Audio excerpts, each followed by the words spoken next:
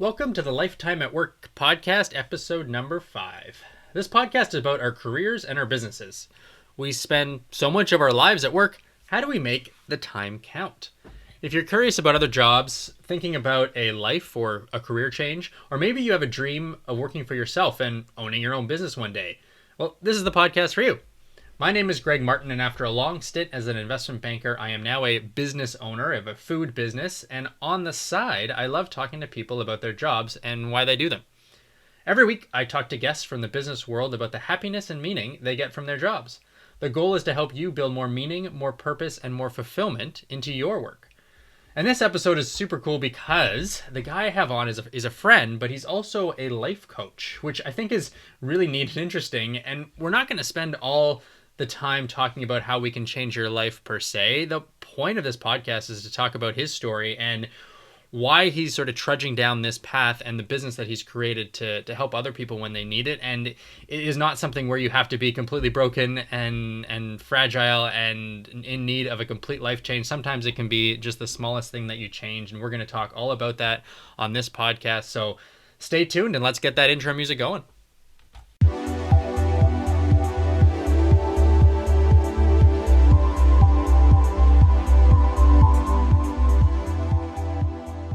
If you're a fan of the podcast, you can head over to lifetimeatwork.com and keep up to date on all the new things and new episodes that I've got coming for you every Monday. You can also follow me on Instagram. I'm gregmartin.work, or you can go to the website and find all the links to everything that we're doing and all the things that I'm putting together, as well as a new YouTube channel, which is coming soon. I'm going to put a bit of content about some of the stories and things that I have from being a business owner. This podcast is brought to you by Farmer Prepared Meals. It's the prepared meals company that I own. It was a former restaurant, as you know, and we've pivoted and are now head deep in making prepared meals. And I mean, who wants to cook 3 meals a day anyways? It's a lot of work and we can help. So I've got a bunch of really great chefs that are making a lot of really great food. So if you check out our website, farmr.ca, you can order stuff pretty much anywhere in the Greater Toronto area and get delivered to your home. We're also, very excitingly, reopening a little retail shop where you can come and buy sort of fresh meals that we're cooking from the kitchen, stuff that you probably won't even be able to get online. That's how we're going to sort of test new items and bring really cool new things to the market, I think, as well. So check out farmr.ca. My guest this week is Louis Serrano. He owns a company called Fundamentals of Play, and the goal of that is to help individuals through life coaching. So he helps people who are not sure what they're doing with their lives figure out what they should be doing with their lives and what's going to make them happy and what is going to bring that purpose out. He calls it finding your passion or finding your purpose. But he also has this corporate business where he works with companies. Right now it's in the form of Zoom calls where he'll get on a Zoom call with you and really be that ice-breaking kind of guy who gets people out of their comfort zone and talking about things that you probably wouldn't talk about with your coworkers, but in a good way. And so he's sort of running these two things simultaneously. But we're going to spend a lot of time on this episode talking about sort of his background and why he got into this. He was in the marketing world, moving up, trying to make more money, do more marketing, he worked for a couple cool companies and ended up getting laid off and had all these terrible things happen to him sort of at once. And the way he describes it, he sort of hit this rock bottom of a place, and he used a life coach to reinvent himself and really figure out what he was doing, because what he was doing before that was just, when he reflected upon it, not really the things that he really wanted to be doing. And all of this, I think, when you reflect on it for yourself, isn't to say, hey, you need to have one of those moments of rock bottom to reinvent yourself or whatever. I think what I really came away with having this conversation with him about was there are little things that you can do to make yourself happy or feel more fulfilled or more purposeful. There are big things you can do, and depending on the situation that you are on in your life, something may apply or may be more necessary than others. And so I think it's a really cool conversation because he's got a lot to offer on being open about what's going on in your life. We tend to, with our family and our friends and our coworkers, and we talk about the same things all the time. It used to be the weather. We still talk about the weather, but it also tends to end up being a lot about COVID-19 and how the kids are and how the family, but we don't really talk about hey, is this, what is our passion? What is our purpose? What is our meaning? What are we doing here? What are we trying to achieve? We don't talk about mental health enough. And so that's what his expertise is really trying to get that out of people and figure out, okay, well, what does this mean and how can we build more purpose into what we're doing every day? And so I know you're going to enjoy this interview because it's a really cool topic and lots of interesting things and tidbits to talk about as it relates to that. So here's my interview with Louis Serrano. Well, Louis, thanks for joining me on the Lifetime at Work podcast. I know we're going to get into your background and how you worked in the corporate world and how now you are doing something totally different. And you right now run a company called Fundamentals of Play. And I think in your email signature and all over it says something, it's all about finding your purpose. So I think that's incredibly fitting for this podcast and what we want to talk about today. So maybe just start off by explaining what you do, what your company does, I guess, every day for people. Totally, yeah. Thanks for having me. So yeah, the company Fundamentals of Play evolved kind of out of my story, which I'm sure we'll talk about in this interview. Yeah. But the main kind of two components, the foundation almost of the company, are play and personal and professional development, and kind of combining both those things. And so do kind of a few different things, but focused. So we do life coaching programs. We do public, what we call play shops, which are play-based workshops, which are based on personal development, but we do it through fun and play. And then our main focus is on corporate team building. So we do, again, play shops based on play, but it's focused on teaching what we call modern day business skills. So things like empathy and failure and storytelling. And we teach it all through, again, games, play, which is the foundation of what we do.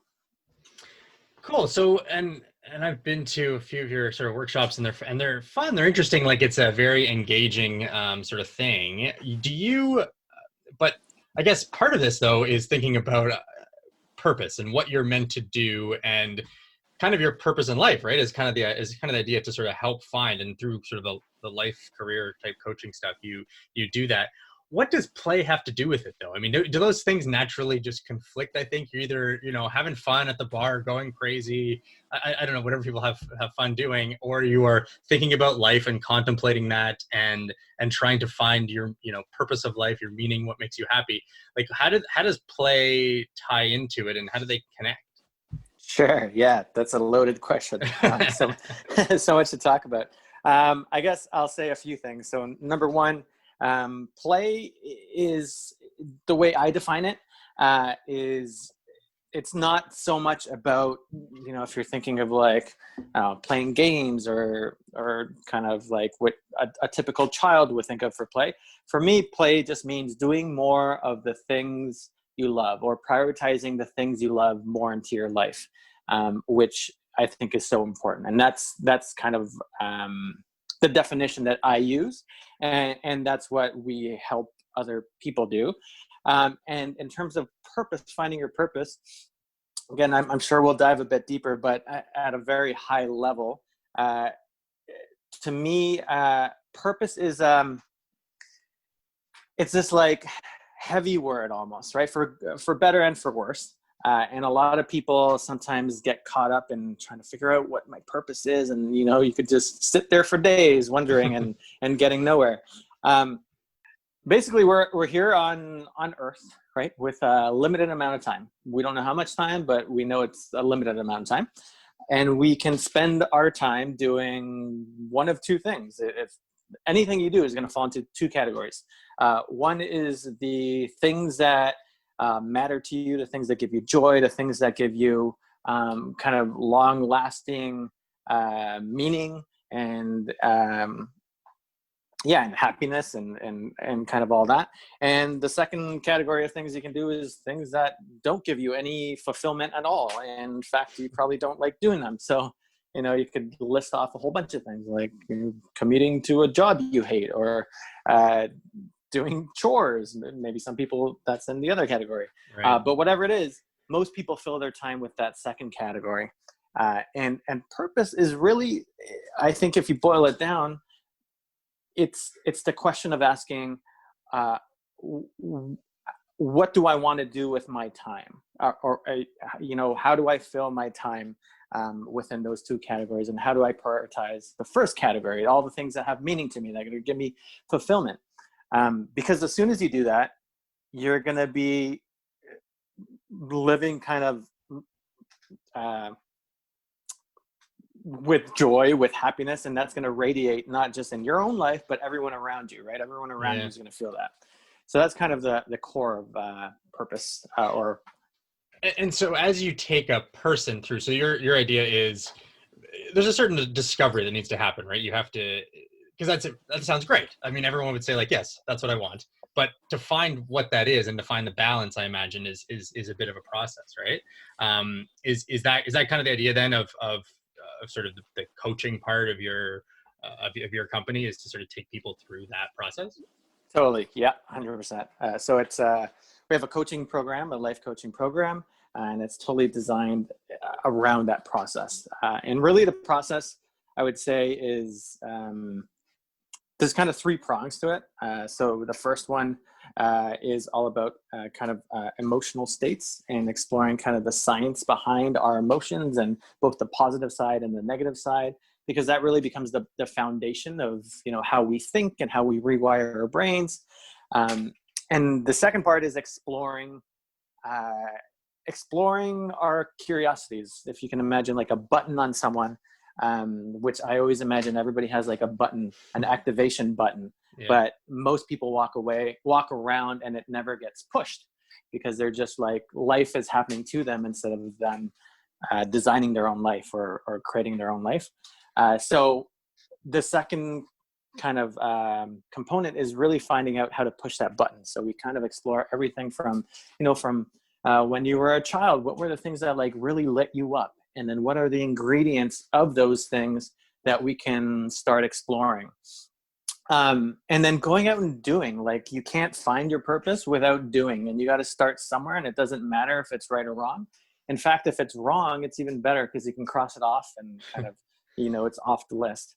Yeah. Uh, and then the final and the most important part is really kind of um, two things. We kind of start like with a vision, and then you really narrow it down to uh, distilling your core values. And this is really what changed my life, because you kind of, sometimes, maybe if someone asks you, what are your values, you might think some, but most of the time we're just living blindly through values that we might not even care about. And that's kind of what I was doing in my story prior to my kind of change. But so it's distilling those core values. And so for me, when I did all the work, one of my core values was play. And so that's why play became my thing. It doesn't have to be everyone's thing. Yeah. But play is so important to me. And again, I defined it how it's just doing more of the things I love to do. I also had like learning and teaching other people and helping others. And I wasn't doing any of that in my prior life. So kind of distilling it down to those core values, and then living through those values. Who is your, from the individual side, and I'm going to ask you about the corporate thing in a sec, but from the, like, an individual side of helping an individual person through sort of this coaching, who's your sort of target market, or who is the ideal person? Have you found that there are is it a certain state or a certain age or a certain situation that you find people prime for this, or is it all random? No, totally. There's a very specific target. Although I have worked with all kinds of people, including like an 80-year-old widower was my first client, but she was awesome. Yeah. But my target market is definitely what I call people in their third life crisis. And what I mean by that is people generally in the age of 30 to 40. And what I found in my own life and like within my own kind of social circle is around that age, especially I would say like early to mid 30s, that's when most people kind of either hit kind of like a certain point, and it usually starts with their career, where they're either unhappy with it or they start questioning, like, is this it? What else is there? And then for a lot of people, certain things might happen, like you might lose a job or you might lose a relationship, and that kind of sends you down this like path of self-discovery. But it might also be very tough to deal with, and you're just searching for answers essentially. So that's what I call like the third life crisis, and so I specialize with people in that situation, which is exactly where I was. And I think the best definition of a coach is someone that was where you are a, a few years back, because then and kind of overcame it, because then they can teach you the way, right? Exactly. Teach you instead of that's the idea of teaching is let's stop making the same mistakes and let's teach you so that you can sort of learn from what I've had to learn the hard way. But what you're saying about sort of being in your 30s really resonates with me, and I can think back to like I was when I started in my career at a university in investment banking. I was working like crazy, and but it was I felt quite fulfilled by it because I was doing something. Someone believed in me. They wanted to hire me. I was, being praised, being, hey, you're doing a good job. I was, getting paid. All that stuff was very good, and kind of had what I was trained to want, I think, from a young age, Mhm. and or something, right? And then I think I hit sort of the when I hit the 10-year mark, I realized it sort of crept up on me where I was like, I've been working for 10 years.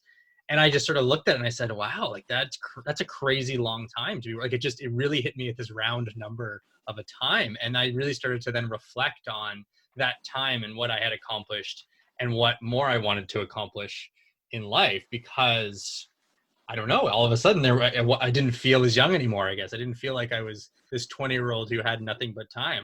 You also do it in the corporate world, which I think is Mhm. interesting because that's a lot of our identities and a lot of our day is basically spent doing that.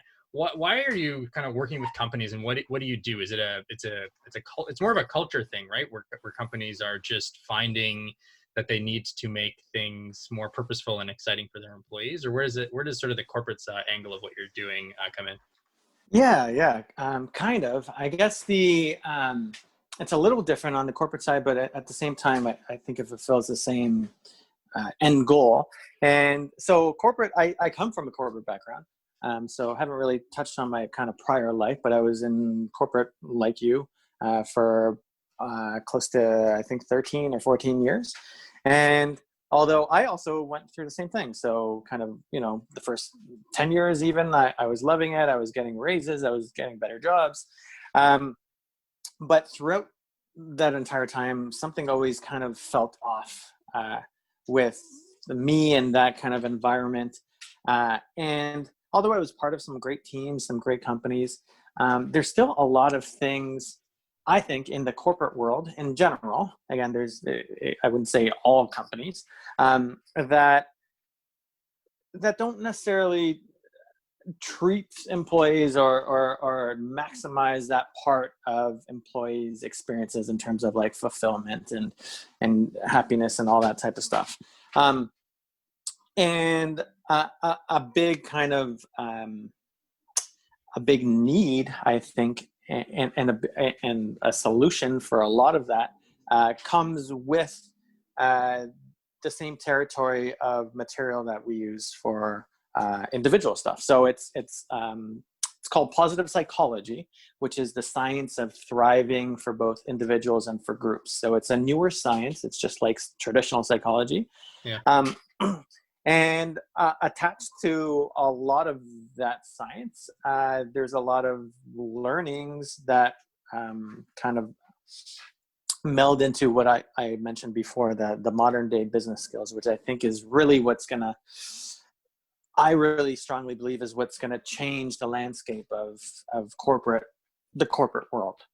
So those skills, such as, again, like empathy or communication skills, um, or even storytelling, failure, that's what we teach in our play shops with the corporate world. And it also touches on a lot of the positive psychology stuff for both productivity at work, but also for happiness and joy in their personal lives. So it's kind of all intertwined. And that's really why why clients really love it, because it kind of it teaches them skills for work, and again, modern skills, but it also kind of gives them that scientific background for their own personal lives, and it's super super fun. So Yeah. it's super experiential, super fun, and that's not typically what you get in a corporate kind of atmosphere. Have you been talking to, I mean, now we've had this crazy catapult into everybody working from home. Obviously, anyone in a corporate job or who that possibly can pretty much is now working from home. Have you seen anecdotally, I guess, just how that has impacted people, or do you have any thoughts on just this work from home? Can you, because I imagine before you could connect with people, you could you'd visually see them, you weren't necessarily working as hard, and now we're sort of doing it on conference calls and things, and it's just not the same. Do you have a sort of take on what the impact on the kind of purpose, corporate happiness, and all that has to do with kind of COVID and working from home? Totally, yeah. I mean, I think it's gone through stages. Even I don't know, Yeah, it's been 5 6 months since the first shutdown. Because I think at first most people thought it was very temporary, and then we just thought it was going to be like 2 3 months, and yeah, now it's unsure. But I think at first it wasn't too much a factor, but definitely more and more, especially the last few months, there's been, and I can tell just from the demand or the inquiries coming to me, because a lot of teams are looking for that, because a lot of their team, or they're recognizing that their team is feeling kind of isolated, working from yeah. home. I'm sure morale is even lower. Uh, but yeah, so I think it's more challenging to do all that now. And again, who knows what the future holds? And as you can imagine, we had to kind of pivot from going from kind of live events to now we do virtual play shops, and have been doing more and more of that. And from my perspective, in one way, I was very against that, because I was like, I don't know if you can do what I do live virtually. Um, but in fact, I think it's awesome.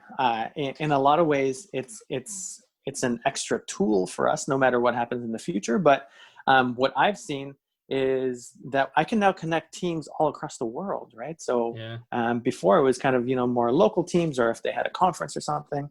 But I just did a play shop for, I think it was 4 different continents in one session, Right. which was pretty cool. So yeah, kind of going deeper in that connection space, and getting a larger breadth of teams.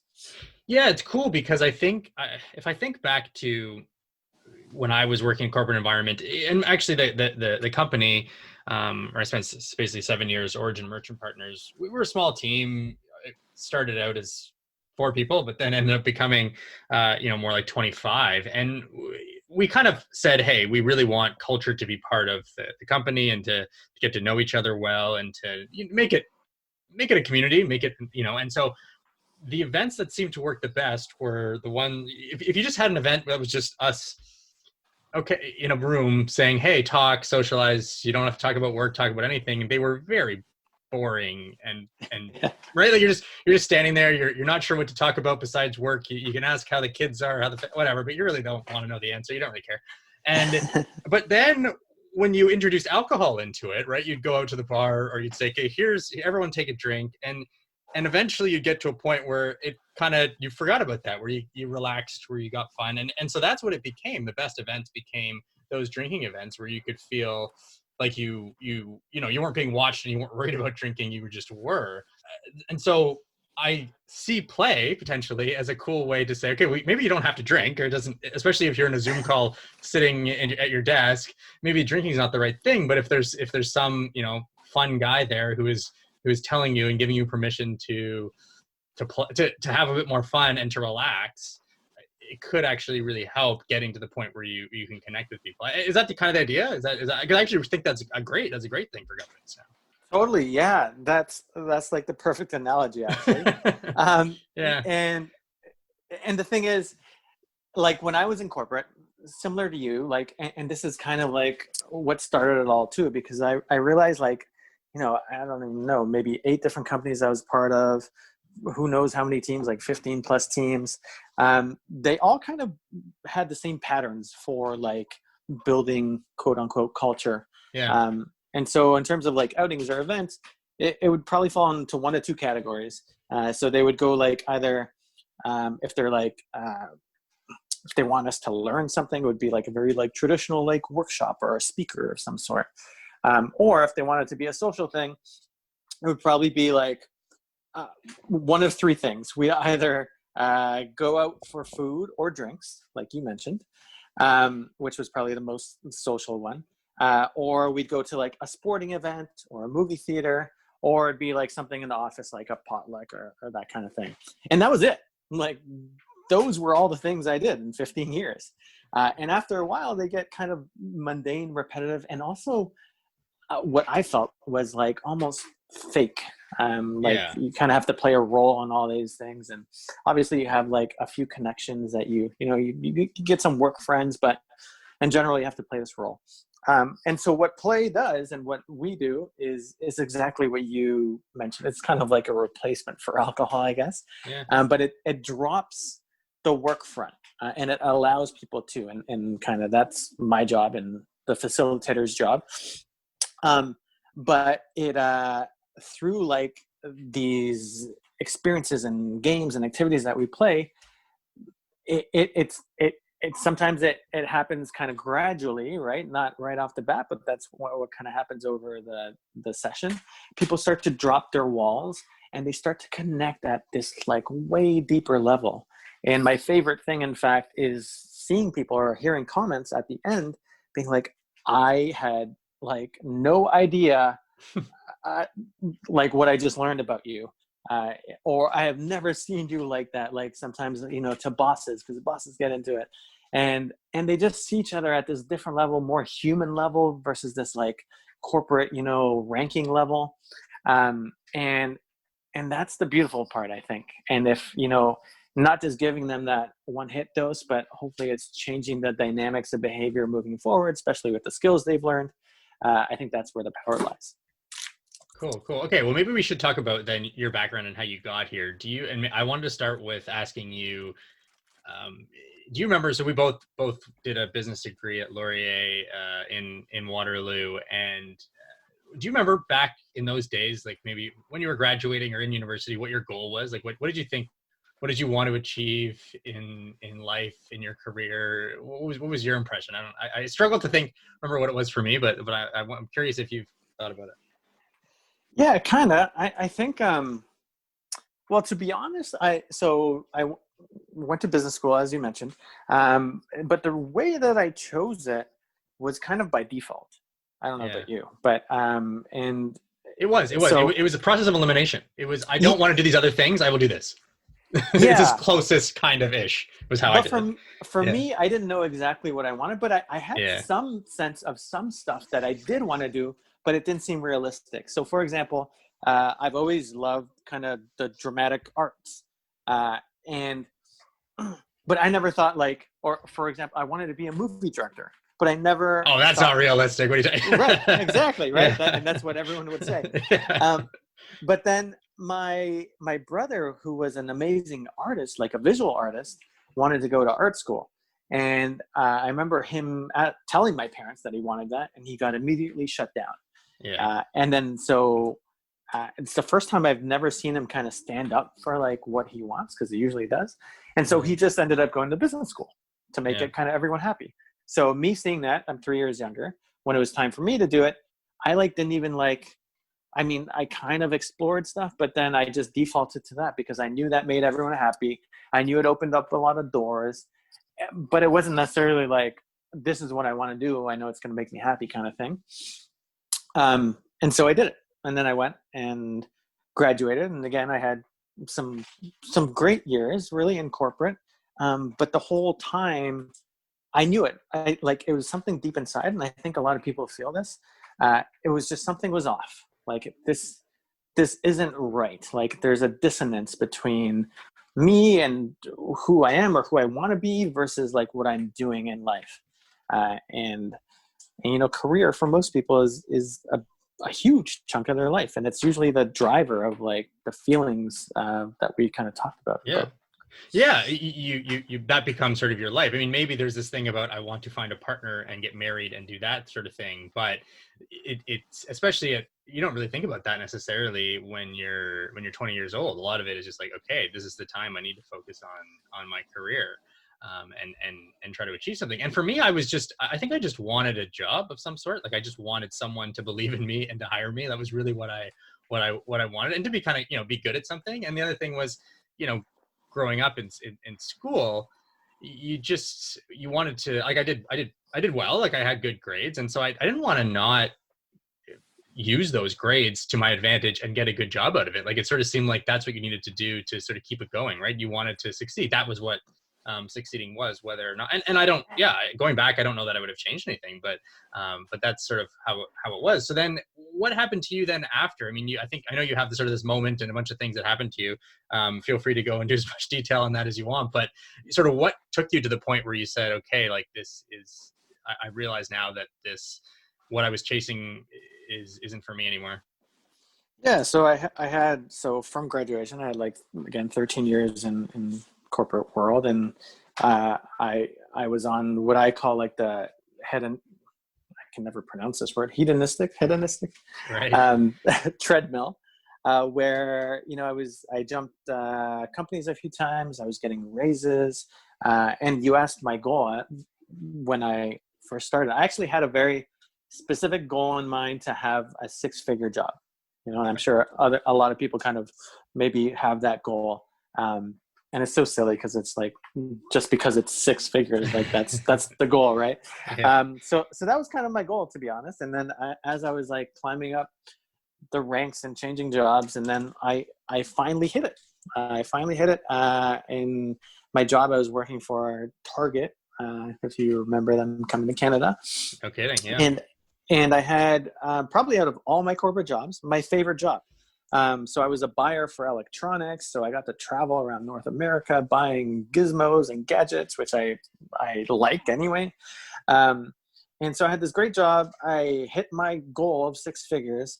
And then a few months later, literally after I got the raise to get that six figures, my world crashed around me. So in about less than 2 months' time, so just over a month, all this stuff happened to me. I lost my job, so Target went bankrupt and lost that job.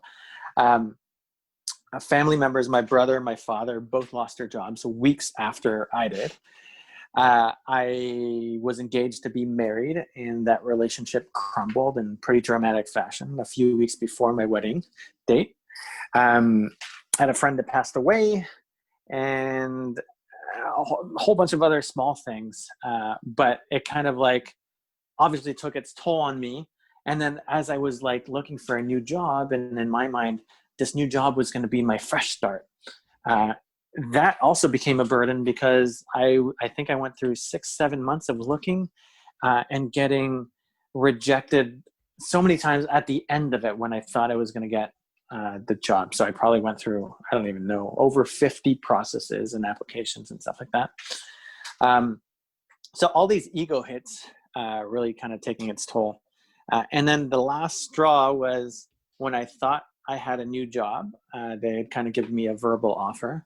And the day before I got the offer, I woke up and I think I went on Facebook, and the first thing I saw was a story that company had also gone bankrupt. So needless to say, I didn't get the job, didn't get the offer. And this was kind of at the height of everything. And I remember taking my bike out for a ride. So I lived in a condo. I don't even like bike rides, but I just went for it anyway because I had to get out of the house. And it was like from a movie, because I take my bike from my porch. It looks like a beautiful day. Take it downstairs, maybe take like 5 pedals, and then it just starts pouring rain on me. And I just remember standing kind of on my bike for like, it was probably like 10, 15 minutes. And I was just like crying and laughing at the same time, because I just couldn't believe everything that had happened to me. Um, but that was, in hindsight, I don't think I knew it then, but that was kind of the turning point, if you will. So from that point, eventually it took some time. I was diagnosed with a severe depression. I had days where I couldn't even get out of bed.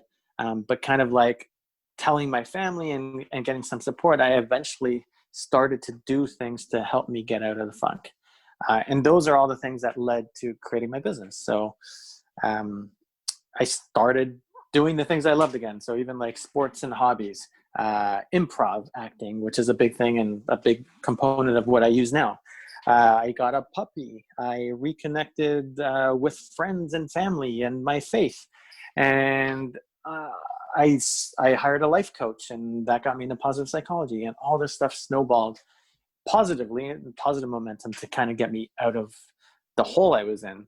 And through that experience, that's really where I learned my core values and started to live through them and making new decisions. I kind of had this blank slate, if you will.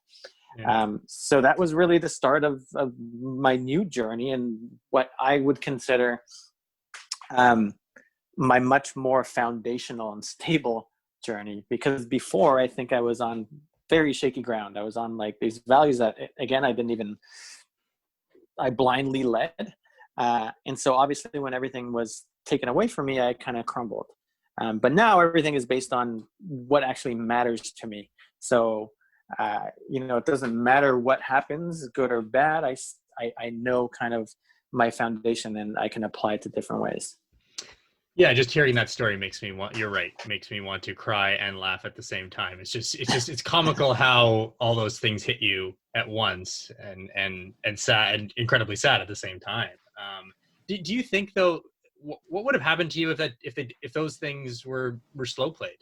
Where you still had a job, because not everyone will reach that. Not everyone will have that moment where Totally. they really realize, or they hit rock bottom, or they can't get out of bed. A lot of times you just have that feeling that you said you had, that you mentioned before, where you think something's wrong, but that's not enough. That's not enough to change your life and to, hire a life coach potentially and upend everything. Like do you think you would have potentially still been at Target now and maybe not even liking it if they didn't go under? Yeah, that's a great question. One I don't fully have the answer to, Yeah. but I think it's possible. It's possible. Especially if it was very spaced out. Well, Be, and put another way, the people you work with now, the people that come to you, are they typically at a low point, or oftentimes are they happy enough potentially, or are they in a situation but they know something's wrong, or what is almost like the typical profile in that regard? Totally. So that's why it's such a great question. Unfortunately, most people don't make radical change or significant change unless something catastrophic happens to them, or unless they're kind of at that low point. And for different people, that might be different things. Like for me, it was all those things. For another person, it might just be a relationship that ended that like is completely catastrophic to them, right? Yeah. um, but so most of my clients are definitely in that spot. But I also have a lot of conversations, with people not quite at that spot, or not, but they do have that feeling that we It's like talked about. curious, I guess, right? Like Yeah, curious about yeah. but I would say 95% of those people never take action. Yeah. They just kind of explore it, and or never take immediate action, at least I should say. Maybe down the line, I'm sure it's like they're exploring and it's kind of at the back of their mind, which I think is still great. But unfortunately, it does take usually something to break down for someone to actually take action, because it's scary. And I'm not like condemning it, but I totally get it. Like, it's scary to make big changes, and you kind of, even though it's not the right fit for you, or it's not making you happy, it's really hard to make those changes. But my job is to try to, even if I can get that 5-10% out of that group, Yeah. I'm happy with that. Because it doesn't mean you have to leave your job and change your whole life, right? It could just mean a switch here, a switch there, where you are realizing something you didn't before, or you need to be making time for this versus that, right? I mean, it's not, Exact. you don't Yeah, need drastic changes to totally. be a little bit happier, right? You can be doing stuff, and I find that all the time with people that I know who seem like they're in a funk, and then they discover the most random thing, right? Like you mentioned improv. I've heard about people mentioning that, or they take a course, they read a book, or that tells them to do that, or they stop drinking, or they get into certain diet or something, and it's just fun to do, or they work anything. There's all these things that you can do to realize that, hey, I need to be spending time on myself versus just sort of working for something that I will never achieve potentially. Do you think that, because I've thought a lot about, as we were talking about initially, about play, do we let our kids down in some way by the way we rate? And I say we very broadly, as parents, as teachers, as counselors, as guiders, because like I have two young kids, 1 and 4 years old, and they want nothing to do. All they do want to do is play. Like that is ingrained and built into them. They were born to play, right? And I can see it, though. I see myself in them a lot, because I know that over time, what's going to happen is more and more I'm going to tell them, stop playing. We need to be serious. We need to do this. Don't get out of line. Sit here, do this, study here, and that's who I will become. I will become this person that just tells them that, because I don't need to tell them to play. They are fine. They will do it themselves. But over time, I will just keep doing that, to the point where then I almost make them anxious, I think, or make them realize that that all that is in life is to follow the line, to see, okay, this is how it needs to be done. I need to do this to impress my parents, and everyone will accept me. My family, my friends, everyone else will accept me if I follow this. So I should just do it and forget about the creativity and the play and all that sort of stuff. Do you think there's something? I feel like you're going to say yes. There's something ingrained in this system somehow, but that's like our role, right? I would be looked poor upon if I just had my kids running free, wearing whatever they wanted, doing whatever they want to. Like it's just is. But are we potentially doing this to ourselves? Short answer, yes. You framed the question around kids or children, but I actually think it's the opposite. You kind of alluded to it, but we do ourselves a disservice as we get older. I think as kids, it's great. I mean, if you're an average to good parent, your children will be playing, and you kind of use like Yes. the playing in the traditional sense of like playing with toys and stuff. Yes, Um, unless I handcuff them to something, like they would be doing it. Basically, no yeah, matter what, I cannot. Right? Like that's how they're built. Yeah. right. But I think again, if we think of play in the broader sense, especially as we get older, and yes, it's definitely ingrained in society in general, right? In terms of like even like capitalism and all, the way society is built is to like make lots of money and be quote unquote successful, but successful in like what other people think, not necessarily what you think. Yeah. And even the education system, it all kind of trains us to think a certain way. And so I think, if you're framing a question around parents, I think the thing to keep in mind or account of as your children grow older and encourage them is, again, if you take that definition of play of being like prioritizing the things that are important to you, and obviously within kind of like boundaries, but that should be encouraged. So if a kid, um, whatever it is, like sports or hobbies, or yes, even video games, I believe should be encouraged, but not just for the sake of that activity. Like, yes, they might become a, a video game esports star, but also what's super important is to realize the elements of the things that they like. So let me give you an example. If they really like video games, um, what is it about video games that they like? And they might not be able to verbalize this to you, but you can probably assess it as a parent. Yeah. Is it that they like technology? Is it that they are competitive? They like competition? Is it that they like the social aspect? Games are very social nowadays. And those are the kind of key nuggets that you should pick up on, and then encourage them to do more and more things of that nature. Because that's how people discover the things they love and discover new things that they love, and eventually discover their passions and values and purpose. Like, that's kind of the work that I do. But if you can start that as when they're young, and having that knowledge, I think that's kind of where the magic lies. Yeah, it's some crazy, because that's the thing. I feel like in the work that you're trying to do of finding purpose, you have to go back to childhood, and because that's where you can find some things. But now with I have young kids, it's kind of like this inception kind of thing where you okay, go do it now, like start at the beginning and help them, guide them towards this, get in there now, and you can do it without, so you don't have to go through this whole process or something. It's never going to work like that, but in theory, you know in some movie or something, maybe it could. But I see your point. It's that we, instead of us, I think as parents trying to decide, okay, here's what my kid wants because I want that, or because I want to vicariously live through them or whatever. I think, yeah, spending all the time you can potentially trying to understand why they're doing stuff. It's whatever. It's easy to say, but probably much harder to do.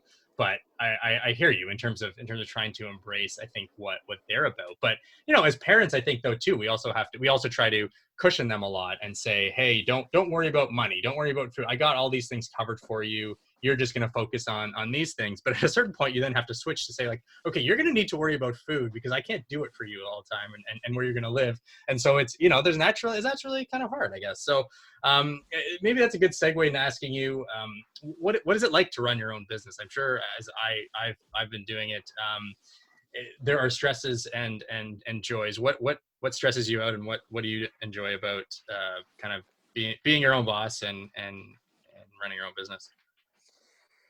Yeah, I'm sure but like such extreme highs and lows through the journey. I mean, I've had mine for almost 4 years. I saw on But LinkedIn, actually. It reminded me today. That is your yeah. 4 year you put on LinkedIn. I just Oh, saw that. there you go. Yeah. So this is So this four is years. happy anniversary. Thank you. Thank you. Yeah. So I guess to answer it in short form is I love it, and I've loved the journey, and I don't think I can go back to a traditional job. And I think it's been the most growth I've ever experienced, not just because of like what I do, but just the nature of like uh, building and creating your own business. There's so much to it that you just naturally grow, both a better entrepreneur and business person, but also as a person, because you go through so many of those highs and lows.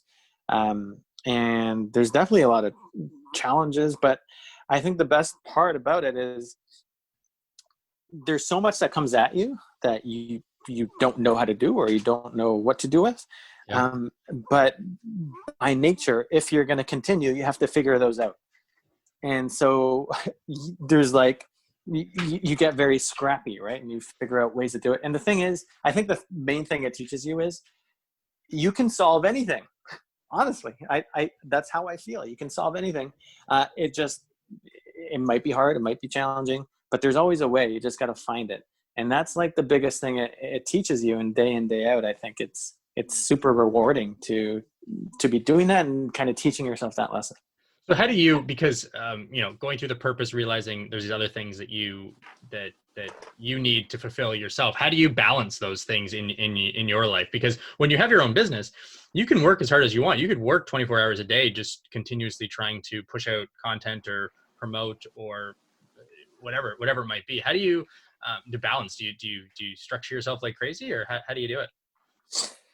Yeah, great question. And the irony for me is, my business is play or fun, right? Or like Yeah. that's a big part of it. So how do I like create my own play and not, have my business be the be all end all as well? So that's a constant kind of reminder and lesson to myself as I'm ongoing, and I've kind of hit highs and lows myself with that. But the best thing that I do is kind of what I've been preaching, or for most of the time, I would say, is prioritizing the things that matter to me, and that's as simple as it is. So You know, I do. I schedule time for just the things that I love to do. I make sure that I always have things in my calendar upcoming for that. So whatever it is, like right now, I'm like really passionate and into spike ball, which is like this new sport.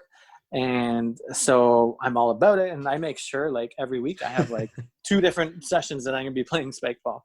Right. But that could also be like my family or like time with my partner.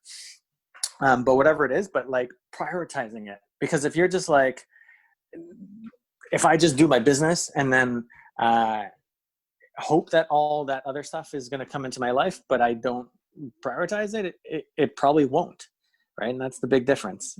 Kind of like identifying those big rocks and then putting them in first versus the other way around. Versus the other way. Yeah, I can't do this. I got to push it off. Interesting. So, what advice would you have then for people who, haven't hit rock bottom per se, but have that feeling that maybe, they're in their 30s, they aren't sure that what they're doing now is purposeful enough, or and maybe they aren't at the point now where they want to hire someone to help them per se. What sort of advice would you give them? A book, a something to an article, a just a something to do for yourself, a list to make, something that people could do to, I think, give themselves direction and or maybe help things a bit. Yeah, I think my main point of advice is just do something. And what I Don't mean let by it that go. is, Yeah, yeah, don't let it, like if there's a nagging feeling, like it's there for a reason. Like don't just ignore it.